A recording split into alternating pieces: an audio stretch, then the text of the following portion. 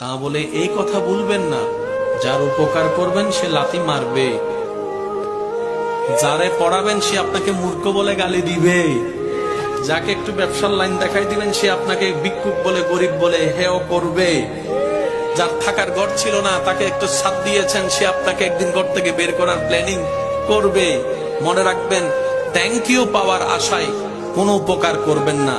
ওই বান্দার উপকার যে বান্দারই হোক, ওই বান্দার উপকার এই কারণেই করবেন তার আল্লাহ যেন আপনার উপর খুশি হয়ে যায়। সুবহানাল্লাহ।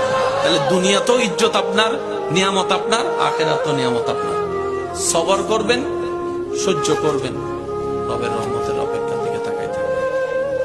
নিয়ামত আপনার আসবে, জয় আপনার হবে। ওয়া তুইজ্জু মান তাশা ওয়া তুযিল্লু মান তাশা ওয়ালিল্লাহিল ইজ্জাতু ওয়া লিরাসূলিহি ওয়া লিল মুমিনিন। রব্বুল আলামিন আমাদের সবাইকে নেককার বান্দা হয়ে দুনিয়া থেকে ঈমান ইজ্জত নিয়ে হাসি মুখে কালিমা পড়ে যাওয়ার তৌফিক দান করুক। আমিন।